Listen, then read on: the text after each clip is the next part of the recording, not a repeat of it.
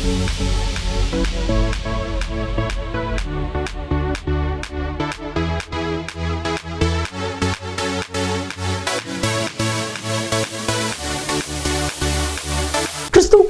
பிரியமான தெய்வ பிள்ளைகளை வெளிப்படுத்தின விசேஷம் பரலோகத்தின் சில காட்சிகள், கர்த்தராகிய இயேசு கிறிஸ்துவனுடைய வருகை, பூமியின் ராஜ்யங்களுடைய வரலாற்றினுடைய முடிவுகள், இவைகளை வெளிப்படுத்துவது தான் வெளிப்படுத்தின விசேஷம். இதனுடைய ஆசிரியர் அப்போஸ்தலனாகிய யோவான் பத்மத்துவில் சிறை கைதியாக இருக்கும் பொழுது கிரேக்க மொழியிலே எழுதப்பட்டது. பெரும்பாலும் அடையாள மொழிகளிலே எழுதப்பட்ட இந்த புத்தகம் மதிப்பிற்குரிய டாக்டர் ரெவரண்ட் பால்ராஜ் அதிசயமணி அவர்கள் மூலமாக நமக்கு டிராஸ்டிவின் மக்களுக்கு இது போதிக்கப்படுகிறது. தெய்வ மனிதர், தெய்வனால் பரிசுத்த ஆவியானவரால் வல்லமையாய் பயன்படுத்தப்படுகிற இவர்கள் கருக்கலான சத்தியங்களையும் ஆழமான உண்மைகளையும் மறைவான மறைப்பொருட்களையும் வெளிப்படுத்தி நமக்கு சொல்லி புரியக்கூடிய நல்ல தெய்வ மனிதர். தொடர்ந்து பாருங்கள். கர்த்தர் அன்பு பால்ராஜ் அவர்களை வல்லமையாய் பயன்படுத்தி வருகிறார். இந்த வெளிப்படுத்தின விசேஷம் உங்களுக்கு மிகுந்த பிரயோஜனமாக இருக்கும். கர்த்தர் உங்களை ஆசீர்வதிப்பா. ஆண்டவருடைய பிரசன்னத்தில் மீண்டுமாக உங்களை காணும் பொழுது மனமகிழ்ச்சி அடைகிறேன். இந்த நாளிலும் உங்கள் மத்தியில் வந்து உறவு கொள்ளவும், ஆண்டவருடைய பிரசன்னத்தை பகிர்ந்து கொள்ளவும் தருணம் கொடுத்து ஆண்டவரை துதிப்பதோடு எனக்கு வாய்ப்பு அளித்த உங்களுக்கு என்னுடைய நன்றியை நான் தெரிவித்துக் கொள்கிறேன். வெளிப்படுத்தும் விசேஷம் உலக வாழ்க்கையின் இறுதி காலகட்டங்களை அறிவிக்கிறது. அந்த இறுதி வேளைகளிலே அதிகமாக பிசாசின் போராட்டங்களும் தந்திரங்களும் மிகுந்து காணப்பட வேண்டும். அழைக்கப்பட்டவர்கள் அநேகர், தெரிந்து கொள்ளப்பட்டவர்கள் சிலர் என்று நாம் வேதத்தில் வாசிக்கிறோம். அந்த தெரிந்து கொள்ளப்பட்டவர்கள் இந்த கூட்டத்திலே, சிறு கூட்டத்திலே நாம் இருக்கிறோம். இடுக்கமான வாசல் வழியாக பிரவேசியுங்கள், அதை கண்டுபிடிக்கிறவர்கள் சிலர் என்று வேதம் சொல்கிறது. கண்டுபிடிக்கிறவர்களே சிலர் என்றால் பிரவேசிக்கிறவர்கள் இன்னும் சிலராக இருக்கலாம். அந்த சிலர் என்ற விசுவாசிகளின் கூட்டம் எத்தகையது, எப்படி அவர்கள் உறுதியாக வாழ்க்கையிலே ஜீவிக்க வேண்டும், இடரல்களுக்கு மேலாக தங்களை காத்துக்கொண்டு எப்படி வாழ வேண்டும் என்ற காரியத்திற்குரிய விளக்கங்களை இன்றைய நாளின் செய்தியிலே நாம் பார்க்க இருக்கிறோம். உறுதியாக பற்றி பிடித்த ஒரு விசுவாசத்தோடு இந்த உலகத்தில் ஜீவிக்க வேண்டும். என்னென்ன காரியங்களிலே நாம் உறுதியாக இருக்க வேண்டும், எந்தெந்த காரியங்களை நாம் உறுதியாக பற்றி பிடித்து வாழ வேண்டும். நிற்கிறேன் என்று சொல்லுகிறவன் விழாதிருக்க கடவன் என்று வேதத்தில் வாசிக்கிறோமே, அதுபோல ஒருவேளை நம்முடைய தனிப்பட்ட வாழ்க்கையிலே விசுவாசத்திலே நிற்கிறேன் என்று சொல்லி தைரியமாக நாம் சொல்லலாம். ஆனால் உண்மையிலேயே நாம் உறுதியாக நிற்கிறோமா என்பதைத்தான் இன்றைய நாளின் செய்தி நமக்கு அறிவிக்கிறது. என்ன வாசிக்கிறோம் வேதத்திலே? கொலோசியர் 2 அதிகாரம் 18 வசனத்திலே பார்க்கும் பொழுது, கணுக்களாலும் கட்டுகளாலும் உதவி பெற்று இணைக்கப்பட்டு தேவ வளர்ச்சியாக வளர்ந்து இருக்கிற சரீரம் முழுவதையும் ஆதரிக்கிற தலையை பற்றி கொள்ளாமல் தலையை பற்றி கொண்டு வாழ வேண்டிய வாழ்க்கை. தலைனா ஆண்டவராகிய இயேசு கிறிஸ்து. அவர்தான் கிறிஸ்துவின் சரீரத்தில் தலையாக விளங்கக்கூடிய உன்னதமானவர் என்று சொல்லி வேதத்தில் இருந்து விளங்கிக் கொள்கிறோம். சரி, 19 வசனம், மாயமான தாழ்மையிலும் தேவதூதர்கள் செய்யும் ஆராதனையிலும் விருப்பமுற்று காணாதவைகளிலே துணிவாய் நுழைந்து தன் மாம்ச சிந்தையினாலே வீணாய் இருமாப்பு கொண்டிருக்கிற எவனும் உங்கள் பந்தய பொருளை நீங்கள் இழந்து போகும்படி வஞ்சியாதிருக்க பாருங்கள் என்று சொல்லி வேதத்திலே வாசிக்கிறோம். ஆக முதலாவதாக நாம் பற்றி பிடித்து வாழ வேண்டியது கிறிஸ்துவை, ஆண்டவராகிய இயேசு கிறிஸ்துவை. அதை குறித்து ஏசாயாவிலேயே நாம் பார்க்கும் பொழுது, ஏசாயா 26 அதிகாரம் 3 வசனத்திலே காண்கையில், உம்மை உறுதியாய் பற்றி கொண்ட மனதை உடையவன், உம்மையே நம்பியிருக்கிறபடியால் நீர் அவனை பூரண சமாதானத்துடன் காத்துக்கொள்வீர் என்று பார்க்கிறோம். ஆண்டவரை உறுதியாக பற்றி பிடித்து வாழ வேண்டும். வாழ்க்கையின் கஷ்டமான காலகட்டங்களிலே தள்ளாடாமல், அக்கம் பக்கம் சாயாமல், காம்ப்ரமைஸ் பண்ணாமல், சமரசத்தோடு வாழாமல் ஆண்டவரையே பற்றி பிடித்து அவரையே நோக்கி பார்த்து பிழைத்து பிரகாசமடைந்து அவருக்காக நம்முடைய வாழ்க்கையை வாழ்ந்து முன்னேறி செல்ல வேண்டியது நம்முடைய கடமையாகும். அந்த 3 வசனம் மீண்டும் பாருங்கள். உம்மை உறுதியாய், இயேசுவை உறுதியாய், கர்த்தரை உறுதியாய், உம்மை உறுதியாய் பற்றி கொண்ட மனதையுடையவன். உம்மையே நம்பியிருக்கிறபடியால் மற்ற யாரையும் அல்ல, உலகத்தை அல்ல, உறவுகளை அல்ல, உற்றார் உறவினர் அல்ல, தெய்வம், உன்னத தெய்வம், அவரையே உறுதியாய் பற்றி கொண்ட மனதையுடையவன். உம்மையே நம்பியிருக்கிறபடியால் நீர் அவனை பூரண சமாதானத்துடன் காத்துக்கொள்வீர் என்று சொல்லி வேதத்தில் வாசிக்கிறோம். சமாதானம் என்ற வார்த்தைக்கு எபிரேய மொழி உங்களுக்கு தெரியும், ஷாலோம். பூரணம் என்ற வார்த்தைக்கு தெரியுமா? சில தடவைகள் நான் சொல்லி இருக்கிறேன். பூரணம் என்ற வார்த்தைக்கும் எபிரேய மொழியிலே ஷாலோம் தான். பூரண சமாதானம் என்றால் ஷாலோம், ஷாலோம், பூரண சமாதானம், சமாதானம், சமாதானம். உம்மை உறுதியாய் பற்றி கொண்ட மனதையுடையவன், உம்மையே நம்பியிருக்கிறபடியால் பூரண சமாதானத்துடன், மிகுந்த சமாதானத்துடன் அவனை காத்துக்கொள்வீர் என்று சொல்லி வேதத்திலிருந்து வழங்கிக் கொள்கிறோம். ஆக இந்நாட்களிலே நாம் பற்றி பிடித்து வாழ வேண்டியது, ஒரே நம்பிக்கை, ஒரே விசுவாசத்தோடு வாழ வேண்டியது ஆண்டவராகிய இயேசு கிறிஸ்து என்று சொல்லி நாம் அறிந்து கொள்ள வேண்டும். இப்பொழுது விசுவாசம், நம்பிக்கை, அன்பு, இம்மூன்றும் நிலைத்திருக்கிறது. இவற்றில் அன்பே பெரியது என்று சொல்லி வேதத்திலே வாசிக்கிறோம். முதலாவது விசுவாசம் என்று சொல்லப்படுகிறது. விசுவாசத்திலே உறுதியாக தரித்திருக்கக்கூடிய ஒரு வாழ்க்கை, கிறிஸ்துவை பற்றும் விசுவாச வாழ்க்கை. எந்த நிலைமையிலும் ஆண்டவரை விட்டு அகலாமல், ஆண்டவரை விட்டு சோரம் போகாமல், ஆண்டவரை விட்டு தூரம் போகாமல், ஆண்டவருக்கு பூரணமாக நம்முடைய வாழ்க்கையை அர்ப்பணித்து வாழக்கூடிய வாழ்க்கை ஆண்டவரை பற்றி பிடித்து வாழக்கூடிய வாழ்க்கையாகும். ஐயா, சில சமயங்களிலே ஆண்டவரோடு வாழ்வதாக நான் விசுவாசிக்கிறேன், சில சமயங்களிலே ஆண்டவர் என்னோடு வாழ்வதாக நான் நம்புகிறேன். ஆனால் பல சமயங்களிலே ஆண்டவர் என்னை விட்டு தூரத்தில் இருப்பது போல காணப்படுகிறது. ஐயா, என்ன செய்ய? இது எதனால்? ஆண்டவரை நோக்கி ஜெபிக்கிறேன், அந்த ஜெபம் ஆண்டவருடைய காதிலே விழுகிறதா என்பதில் எனக்கு நம்பிக்கை இல்லை. கத்தி கத்தி ஜெபம் பண்ணுகிறேன். ஐயா, ஆண்டவர் ரொம்ப தூரத்தில் இருப்பது போல தெரிகிறது. ஐயா, ஒரு பஸ் ஸ்டாப்பில் நிற்கிறீர்கள், பஸ் இன்னும் வரவில்லை. பக்கத்தில் இருக்கிறவர்களை எல்லாம் ஒரு நோட்டம் எடுக்கிறீர்கள். ஒருவர் பத்திரிகை வசித்துக் கொண்டிருக்கிறார், ஒரு கடலை வியாபாரி கடலை விற்று கொண்டிருக்கிறார், சில மாணவிகள் பஸ்ஸுக்காக காத்துக்கொண்டு ஒருவருக்கொருவர் பேசிக் கொண்டிருக்கிறார்கள், சிலர் அரசியல் பேசுகிறார்கள். பஸ்ஸை காணலையே என்று சொல்லி ஒரு சிலர் முறுமுறுக்கிறார்கள். கொஞ்ச நேரம் கழித்து உங்களுடைய பஸ் வந்து விட்டது. பஸ் வந்ததும் பஸ்ஸுக்குள்ளே ஏறி நீங்கள் ஒரு ஜன்னல் அருகே உட்கார்ந்து வெளியே பார்க்கிறீர்கள். பஸ் இன்னும் புறப்படவில்லை.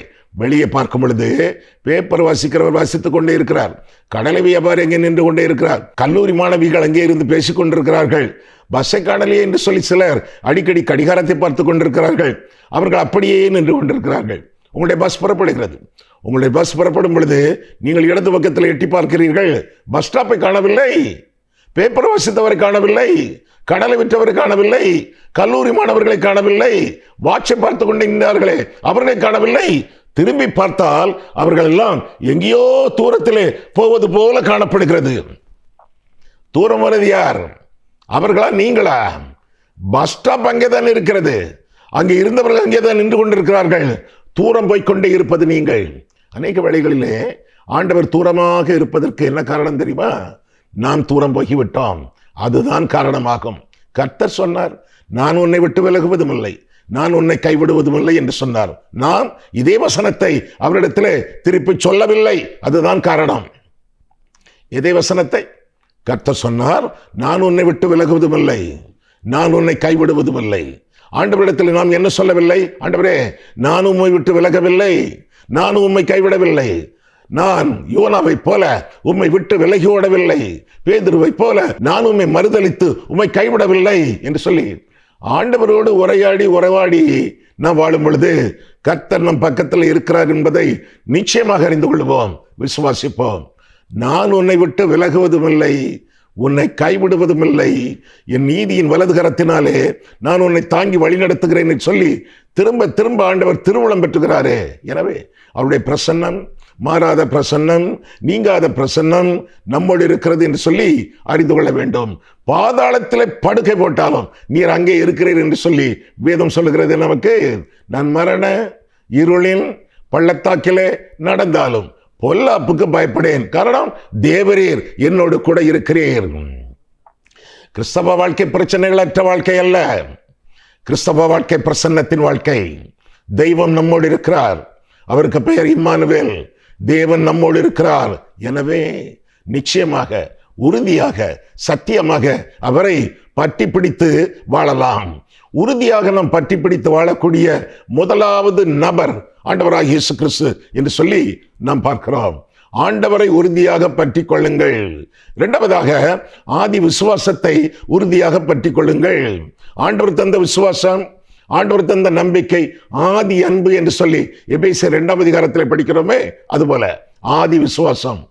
அன்றைய நாளிலே நாம் ரட்சிக்கப்பட்ட நாளிலே கர்த்தரை எப்படி பற்றி பிடித்து வாழ்ந்தோம், அதே ஆதி விசுவாசத்தை, முதல் விசுவாசத்தை நம்முடைய வாழ்க்கையிலே காத்துக்கொண்டு வாழ வேண்டியது நம்முடைய கடமை என்று சொல்லி வேதம் நமக்கு கற்றுக் கொடுக்கிறது. எபிரேயர்களை நாம் பார்க்கும் பொழுது 6ஆம் அதிகாரத்தில், எபிரேயர் 6ஆம் அதிகாரத்தை நாம் பார்க்கும் பொழுது 18-19 நமக்கு முன்வைக்கப்பட்ட நம்பிக்கையை, அதுதான் விசுவாசம், உறுதியாய் பற்றி கொள்ளும்படி அடைக்கலமாய் ஓடி வந்த நமக்கு 2 மாறாத விசேஷங்களினால் நிறைந்த ஆறுதல் உண்டாகும்படிக்கு எவ்வளவேனும் பொய்யுரையாத தேவன் அப்படி செய்தார். அந்த நம்பிக்கை நமக்கு நிலையும் உறுதியும் திரைக்குள்ளாக போகிறதுமான ஆத்தும நங்கூரமாய் இருக்கிறது என்று சொல்லி வேதத்தில் வாசிக்கிறோம்.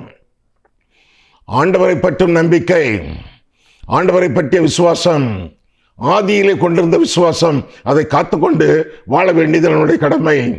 நீங்கள் விசுவாசிகளா? விசுவாசம் என்பது வடமொழி. சரியான தமிழ் வார்த்தை பற்றுறுதி. பற்று உறுதி. ஆண்டவரை பற்றி பிடித்து உறுதியாக வாழக்கூடிய ஒரு வாழ்க்கை. உலகத்தில் பலவிதமான விசுவாசங்களை பார்க்கிறோம். அதே போல திருச்சபைகளிலும் பலவிதமான விசுவாச நிலைமைகளை பார்க்கிறோம். முதலாவதாக இயல்பான விசுவாசம். எல்லாருக்கும் விசுவாசம் உண்டு, எல்லாருக்கும் நம்பிக்கை இருக்கிறதே. கடவுள் உண்டு என்று சொல்லுகிறவர்களும் கடவுள் இல்லை என்று கதைக்கிறவர்களும் எல்லாருக்கும் நம்பிக்கை உண்டு, எல்லாருக்கும் விசுவாசம் உண்டு என்று வேதம் நமக்கு தெளிவாக சொல்லுகிறது. தேவனை பற்றிய அறிவு அவருடைய இருதயங்களிலே எழுதப்பட்டிருக்கிறது. தேவனை அதை அவர்களுக்கு எழுதியிருக்கிறார் என்று சொல்லி ரோமர் 1ஆம் அதிகாரம் 18ஆம் வசனம் முதலாக நாம் பார்க்கிறோம். இயல்பான விசுவாசம், எல்லாருக்கும் இருக்கக்கூடிய விசுவாசம். கடிதத்தை தபால் பெட்டியில போட்டுவிட்டு அதை தோண்டி பார்க்கிறோமா, அது கிடக்கிறதா அல்லது போய்விட்டதா என்று சொல்லி அடுத்த நாள் வந்து கிண்டி பார்க்கிறோமா? இல்லை, போட்டாச்சு, போயிடும். விசுவாசம், நம்பிக்கை. ஆட்டோவில் ஏறுகிறோம், குறிப்பிட்ட இடத்திற்கு போங்க என்று சொல்கிறோம். ஆட்டோக்காரர் நல்லவரா கெட்டவரா? குடிச்சிருப்பாரோ? சரியான வழி அவருக்கு தெரியுமா தெரியாதா? குறிப்பிட்ட டைம்ல அவர் போய் சேருவாரா என்றெல்லாம் யோசித்து பார்ப்பதில்லை. ஏறியாச்சு, போய் சேர்ந்துருவோம். விசுவாசம், நம்பிக்கை, இயல்பான விசுவாசம், எல்லாருக்கும் இருக்கக்கூடிய விசுவாசம். இரண்டாவதாக இம்மைக்குரிய விசுவாசம், இந்த உலகத்திற்குரிய விசுவாசம், உலக பிரகாரமான விசுவாசம்.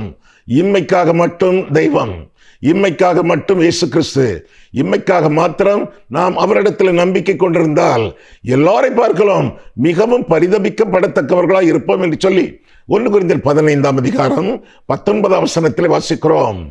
இம்மைக்காக மட்டும் இயேசு, சரீரத்திற்காக மட்டும் ஆண்டவர், மறுமையை பற்றி கவலையே இல்லை.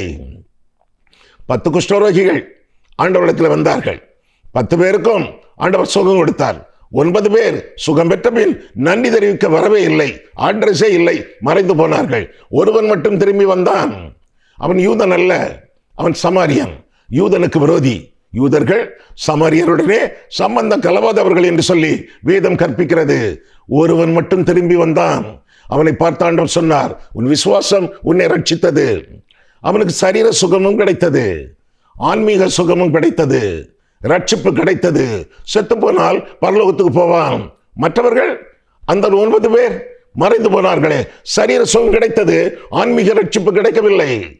அவர்களை பார்த்த ஆண்டவர், உங்கள் விசுவாசம் உங்களை ரட்சித்தது என்று சொல்லவில்லையே. சரீர சுகம் பெற்றும் ஆத்துமா சுகமடையவில்லை என்றால், பாவத்திலிருந்து மனம் திரும்பி கிறிஸ்து சிலுவையில் முடித்து வைத்த ரட்சிப்பை விசுவாசத்தோடு வாழ்க்கையில பெற்றுக்கொண்டு ரட்சிப்பின் சாட்சிகளாக வாழவில்லை என்றால் நரகம். எனவே ஆதி விசுவாசத்தை ஆண்டவர் என்றைக்கு இருதயத்தில் பெற்றுக்கொண்டோமோ அந்த விசுவாசத்தை இறுதி வரை காத்துக்கொள்ள வேண்டும். பெற்ற விசுவாசத்தை இறுதி மட்டும் பேணி காக்க வேண்டும் என்று சொல்லி வேதம் நமக்கு கற்றுக் கொடுக்கிறது. முதலாவதாக இயல்பான விசுவாசம், இரண்டாவதாக இம்மைக்குரிய விசுவாசம், மூன்றாவதாக இரவலான விசுவாசம். இரவலான விசுவாசம், எனக்கு விசுவாசம் கிடையாது, எனக்கு பாவ மன்னிப்பு நிச்சயம் கிடையாது, நான் ரட்சிக்கப்படவில்லை. ஆனால் என் தேவைக்காக சில ஊழியக்காரர்களை பிடிப்பேன், அவர்களுக்கு போன் பண்ணுவேன், அவர்களுக்கு கடிதம் எழுதுவேன். அவர்களுடைய விசுவாசத்தின் அடிப்படையிலே என்னுடைய வாழ்க்கையை அமைத்துக் கொள்ள பிரயாசப்படுவேன். அவர்களுடைய விசுவாசம் இரவலாக நான் பெறக்கூடிய விசுவாசம். பிரயோஜனமில்லை. இரவலான விசுவாசம் நம்மை காப்பாற்றாது. ஒருவேளை அங்கும் இங்குமாக ஒரு சில இடங்களிலே உலக பிரகாரமான உதவிகளை கொண்டு வரலாம். ஐயா, அடுத்தவங்க நமக்காக ஜெபிக்க கூடாதோ? ஜெபிக்கிறது தப்போ? தப்பே இல்லை, தப்பே இல்லை. அதனால ஐக்கியம் கிடைக்கும், விசுவாசத்தில் கூட கொஞ்சம் உறுதிப்படலாம், அவங்களுடைய ஆலோசனைகள் கிடைக்கும், அவங்களுடைய அன்பு கிடைக்கும், இதெல்லாம் கிடைக்கும். ஆனால் நான் ஜெபித்தால் நடக்காது, நான் மனம் திரும்பவில்லை, நான் மனம் திரும்பவும் மாட்டேன். எனவே காரியம் நிறைவேற கர்த்தருடைய ஊழியக்காரர்களுடைய கால்களிலே விழுவேன் என்று சொல்வது குருட்டாட்டமான விசுவாசம், பிச்சைக்காரத்தனமான விசுவாசம். பிள்ளைகளாக வாழ வேண்டும் ஒழிய பிச்சைக்காரர்களாக வாழக்கூடாது. அடுத்தவர்களுடைய விசுவாசத்தின் அடிப்படையில் வாழ்க்கையை அமைத்துக் கொள்வது அந்தகம். அந்தகம்னா குருட்டாட்டம். ஒரு குருடனுக்கு நடந்து செல்ல ஒருவர் தோள் தேவை அல்லது ஒரு கோல் தேவை. சார்ந்து வாழக்கூடிய ஜீவியம், அடுத்தவர்களை சார்ந்து வாழக்கூடிய ஜீவியம் குருட்டாட்டமான ஜீவியம். அப்பேற்பட்ட ஜீவியம் நமக்கு தேவையில்லை. ஆண்டவர் ஆதியிலே தந்த விசுவாசத்தை நாம் காத்துக்கொண்டு வாழ வேண்டியது நம்முடைய கடமை. சரீரம் வாழ்வதற்கு தேவை சுவாசம், ஆத்மா வாழ்வதற்கு தேவை. முன்னால் ஒரு வி போடுங்களேன். வி சுவாசம், விசுவாசம். விசுவாசத்தினாலே நீதிமான் பிழைப்பான். விசுவாசமின்றி தேவனுக்கு பிரியமா இருப்பது கூடாத காரியம். விசுவாசித்தால் மகிமை காண்பீர்கள், விசுவாசத்தினால் வராத யாவும் பாவமே என்றெல்லாம் வேதத்தில் வாசிக்கிறோம். விசுவாசிக்கிறவனுக்கு எல்லாம் கூடும் என்றும் வேதம் நமக்கு அறிவிக்கிறது. எனவே முதலாவதாக ஆண்டவரை உறுதியாக பற்றிக் கொள்ளுங்கள். இரண்டாவதாக ஆதி விசுவாசத்தை உறுதியாக பற்றிக் கொள்ளுங்கள். 3 அறிக்கையை உறுதியாக பற்றிக் கொள்ளுங்கள். ஆண்டவரை பற்றும் அறிக்கை, ஆண்டவரிடத்தில் நாம் செய்யக்கூடிய அறிக்கை, ஆண்டவரை பற்றி மற்றவர்களுக்கு சொல்லக்கூடிய அறிக்கை, அறிக்கையை பற்றிக் கொள்ளுங்கள். அதே எபிரேயர் 4:14 நாம் பார்க்கும் பொழுது, எபிரேயர் 4:14, வானங்களின் வழியாய் பரலோகத்திற்கு போன தேவகுமாரனாகிய இயேசு என்னும் மகா பிரதான ஆசாரியர் நமக்கு இருக்கிறபடியினால் நாம் பண்ணின அறிக்கையை உறுதியாய் பற்றி கொண்டிருக்க கடவோம் என்று சொல்லி வேதத்தில் வாசிக்கிறோம். நாம் பண்ணின அறிக்கை என்ன அறிக்கை? நாம் ரட்சிப்புக்கு சாட்சிகள், ஆண்டவருடைய கிருபையினாலே ரட்சிக்கப்பட்டோம் என்று அறிக்கை பண்ணுகிறோமே, அந்த அறிக்கையை உறுதியாக காத்துக்கொள்ள வேண்டியது நம்முடைய கடமை. 3 விதமான ரட்சிப்புகள் உண்டு. முதலாவதாக ஆத்தும ரட்சிப்பு. கிருபையினாலே விசுவாசத்தை கொண்டு ரட்சிக்கப்பட்டீர்கள். இது உங்களால் உண்டானதல்ல, இது தேவனுடைய ஈவு. ஒருவரும் பெருமை பாராட்டாதபடிக்கு இது கிரியைகளினால் உண்டானதல்ல என்று சொல்லி வேதத்திலே வாசிக்கிறோம். ஆத்தும ரட்சிப்பு கிரியைகளினால் அல்ல, கிருபையினாலே. சன்மார்க்க கிரியைகளினால் அல்ல, சடங்காச்சார கிரியைகளினாலும் அல்ல. இது தேவனுடைய ஈவு. ஒருவரும் பெருமை பாராட்டாதபடிக்கு இது கிரியைகளினால் உண்டானதல்ல என்று சொல்லி வேதத்திலே வாசிக்கிறோம். ஆத்தும ரட்சிப்பு. இரண்டாவதாக மன ரட்சிப்பு. ரோமர் 12:1-2. மனம் புதிதாகிறதுனாலே நாம் மறுரூபமாக்கப்படுகிறோம். ஒவ்வொரு நாளும் மனம் ஒரு குரங்கு என்று சொல்வார்களே, மனம்தானே பல பாவ போராட்டங்களுக்கு ஒரு பணிமனை அல்லது விளையாட்டு ஸ்தலம். மனம் புதிதாகிறதுனாலே மனதை பரிசுத்தாவியானவர் கட்டுப்படுத்தி பரிசுத்தமான பாதையிலே நாம் வாழத்தக்கதாக அவர் ஆவண செய்வார். அவருடைய ஆவண செய்தலுக்கு நம்முடைய வாழ்க்கையை ஒப்புக் கொடுத்து அவரோடு ஒத்துழைத்து நம்முடைய மனதை அது சீர்கெட்டு போகாமல், இச்சைக்கு அடிமையாகாமல், பாவத்திற்கு விலகி பரிசுத்த பாதையிலே ஓடத்தக்கதாக உறுதியாக நம்முடைய வாழ்க்கையை ஆண்டவருடைய பரிசுத்த பாதையிலே காத்துக்கொள்ள வேண்டியது நம்முடைய கடமையாகும். முதலாவதாக ஆத்தும ரட்சிப்பு, இரண்டாவதாக மன ரட்சிப்பு, மூன்றாவதாக சரீர மீட்பு. சரீர மீட்பு அதைத்தானே வேதத்தில் வாசிக்கிறோம். முடிவு பரியந்தம் நிலைத்திருக்கிறவனே ரட்சிக்கப்படுவான். முதலாவதாக ஆத்தும ரட்சிப்பை பெற்றார்கள், இரண்டாவதாக மன ரட்சிப்பை அனுதினமும் பெற்றுக் கொண்டிருக்கிறார்கள், மூன்றாவதாக சரீர மீட்பு. மாம்ச சரீரம் ஒழியுமே, மகிமையின் சரீரம் கிடைக்குமே, அந்த சரீர மீட்புக்காக நாம் காத்திருந்து தவிக்கிறோம் என்று சொல்லி வேதத்திலே வாசிக்கிறோம். ரோமர் 8ஆம் அதிகாரம் 23ஆம் வசனத்திலே அதுவரை நம்முடைய அறிக்கையை, நம்முடைய ரட்சிப்பின் அறிக்கையை காத்துக்கொள்ள வேண்டியது நம்முடைய கடமை. காத்துக்கொள்வது மட்டுமல்ல, கடத்துவது. என்ன கடத்துவது? நாம் பெற்ற ரட்சிப்பு மற்றவர்களும் பெற வேண்டும் என்று சொல்லி அடுத்தவர்களுக்கு இந்த ரட்சிப்பின் செய்தி சொல்லி அவர்களையும் விசுவாசத்திலே உறுதிப்படுத்த வேண்டியது நம்முடைய கடமை என்று சொல்லி வேதம் நமக்கு கற்றுக் கொடுக்கிறது. அறிக்கை செய்கிறோமா? ஆண்டவரை குறித்து மற்றவர்களிடத்தில் சொல்லுகிறோமா? பவுல் சொல்றானே, நான் நட்டேன், அப்பொல்லோ நீர் பாய்ச்சினான். விளை செய்வது தெய்வம், நடுவது நம்முடைய வேலை. நீர் பாய்ப்பதும் நம்மில் ஒருவருடைய வேலை. விளை செய்வதெல்லாம் தெய்வம், நடுவதும் நீர் பாய்ப்பதும் நம்முடைய வேலை. ஆத்துமாக்களிடத்திலே ஆண்டோடைய வசனத்தை, ஆண்டோடைய சித்தத்தை, ஆண்டோடைய சுவிசேஷத்தை சொல்லுவது, நடுவது நம்முடைய வேலை. தொடர்ந்து அவர்களை பின்தொடர்ந்து ஃபாலோ பண்ணி அவர்களுக்கு சொல்லிக் கொடுப்பது, விசுவாசத்தில் உறுதிப்படுத்துவது நம்முடைய வேலை. அறிக்கை செய்வது நம்முடைய வேலை. ஐயா, நான் சொல்லி யாரையா கேட்பா? நான் சொல்லி யாரையா கேட்பாங்க? எங்க ஊர் ஒரு கடினமான பூமி ஐயா, இங்க ஒண்ணும் நடக்காதியா, நம்ம பருப்பு இங்க வேகாத ஐயா, கடினமான பூமி ஐயா, நான் சொல்லி யாரையா கேட்பா? கேட்பாங்க. இது கடினமான பூமி அல்ல, இது கர்த்தருடைய பூமி. பூமியும் அதன் நிறைவும் கர்த்தருடையது என்று சொல்லி வேதத்தில் வாசிக்கிறோம். நிச்சயமாக பலத்தினாலும் அல்ல, பராக்கிரமத்தினாலும் அல்ல, என் ஆவியினால் ஆகும் என்று சொல்லி ஆண்டவர் திருவுளம் பெற்று இருக்கிறார். வெற்றிகரமான கிறிஸ்தவ சாட்சி யார் தெரியுமா? பரிசுத்த ஆவியானவரால் நிரப்பப்பட்டு ஆண்டவருடைய சுவிசேஷத்தை, ஆண்டவருடைய சத்தியத்தை ஆண்டவர் கையிலே ஒப்பு கொடுத்து விட்டு விளைவுகளை ஆண்டவரிடத்திலே விட்டு விட்டு வந்துவிட வேண்டும். அவ்வளவுதான். Successful witness is sharing Christ in the power of the Holy Spirit and the leaving the results to God. வெற்றிகரமான கிறிஸ்தவ சாட்சி பரிசுத்த ஆவியானவரால் நிரப்பப்பட்டு ஆண்டவரை பற்றி அடுத்தவர்களிடத்தில் சொல்லி விளைவுகளை ஆண்டவரிடத்திலே விட்டுவிட வேண்டும். இது போதுமே. இதுதானே சுவிசேஷம். எப்படி ஆண்டவரை பற்றி மற்றவர்களுக்கு அறிவிக்க வேண்டும். நான் நட்டேன், இன்னொரு அப்பல்லோ நீர் பாய்ச்சுவான், விளைய செய்வது தெய்வம் என்று சொல்லி வேதம் நமக்கு கற்றுக் கொடுக்கிறது. அறிக்கை செய்ய தவறாமல் இருங்கள்.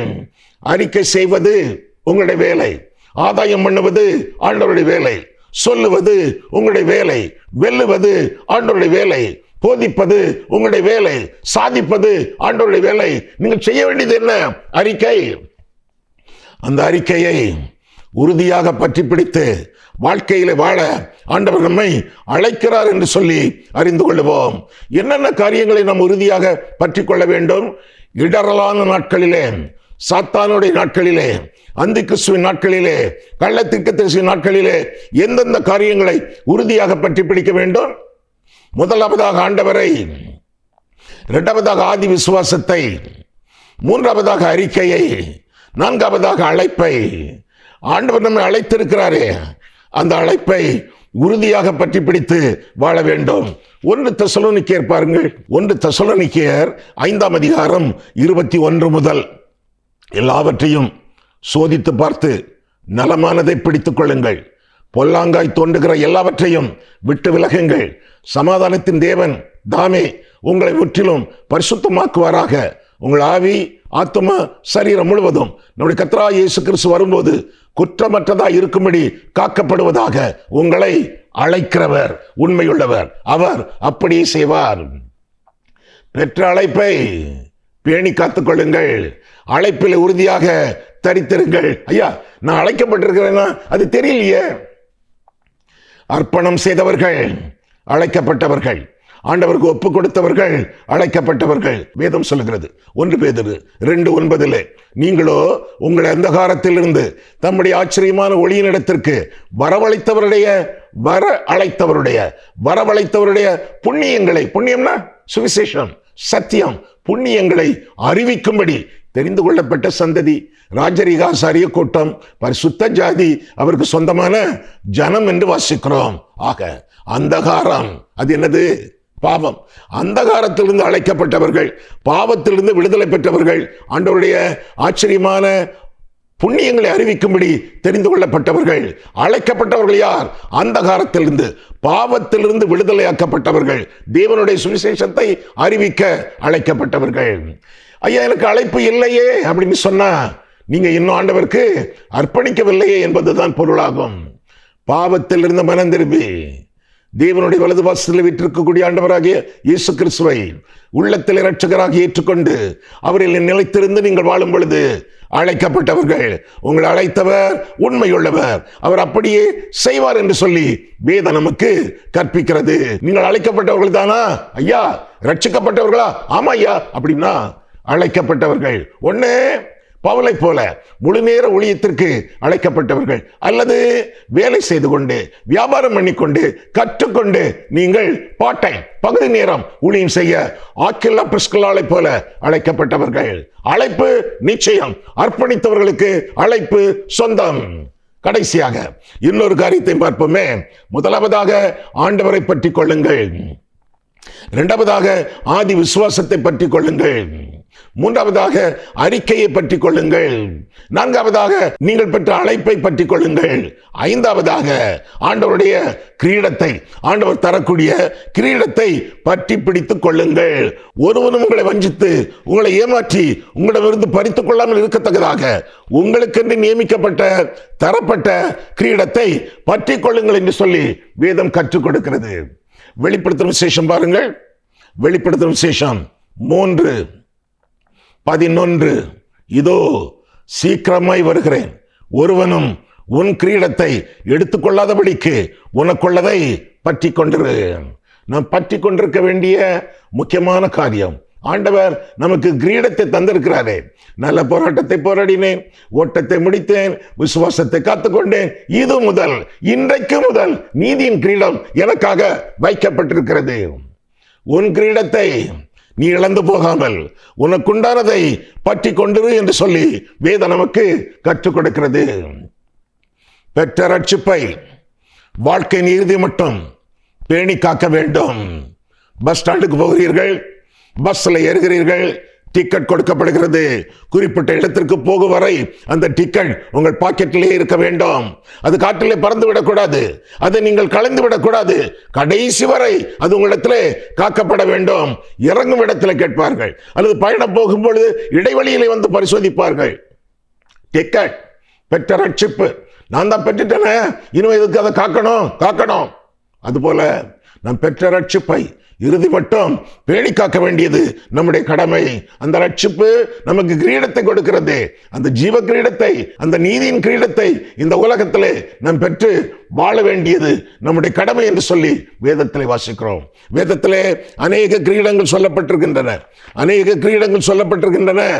ஜீவ கிரீடம் யாக்கோபு 1:12, அலங்கார கிரீடம் ஏசாயா 62:3, மகிமையின் கிரீடம் எபிரேயர் 2:7, இன்னும் மகிழ்ச்சியின் கிரீடம் 1 தெசலோனிக்கேயர் 2:19, அழிவில்லாத கிரீடம் 1 கொரிந்தியர் 9:25, வாடாத கிரீடம் 1 பேதுரு 5:4, நீதியின் கிரீடம் 2 தீமோத்தேயு 4:7.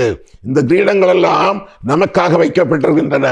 அவரவருடைய விசுவாசம், அவரவருடைய அர்ப்பணம், அவரவருடைய அழைப்பு, அவரவருடைய ஊழியம், இதன் அடிப்படையிலே இவையெல்லாம் பகிர்ந்து கொடுக்கப்படுகின்றன. கிரீடத்துக்கு சொந்தக்காரர்களாகிய நீங்கள் கிரீடத்தை இழந்து போகாமல் இறுதி வரை உங்களுக்கென நியமிக்கப்பட்ட கிரீடத்தை நீங்கள் பற்றி கொண்டிருங்கள். கர்த்தர் உங்களை ஆசீர்வதிப்பாராக. கண்களை மூடுவோம், கர்த்தரை பார்ப்போம். அன்புள்ள ஆண்டவரே, உம்முடைய வசனங்களை ஆராயவும், எங்கள் வாழ்க்கையை ஆராயவும் உம்முடைய சமூகத்தில் எங்களை வழிநடத்தினீர். அதற்காக நன்றி செலுத்துகிறோம் சுவாமி. எங்களுக்கென நியமிக்கப்பட்ட காரியங்கள், நன்மைகள் எல்லாவற்றையும் எங்களுடைய ஜீவிய காலம் முழுவதும் உண்மையாய் பற்றி கொண்டிருக்க எங்களுக்கு உதவி செய்யும். பற்றுறுதியை ஆழமாக ஆண்டவர் எங்களுக்கு தந்து எங்கள் வாழ்க்கை முழுவதும் உண்மையை சார்ந்து வாழக்கூடிய கர்த்தருக்கு பிரியமான விசுவாசத்தோடு நாங்கள் வாழ கிருபை தாரும். தெய்வீக விசுவாசத்தை எங்களுடைய இருதயத்தில் நீர் ஊன்றி வளர்த்து ஆதரித்து ஆசீர்வதித்து காத்துக்கொள்ளும். இயேசு கிறிஸ்துவின் நாமத்தில் ஜெபிக்கிறோம் பிதாவே, ஆமென்.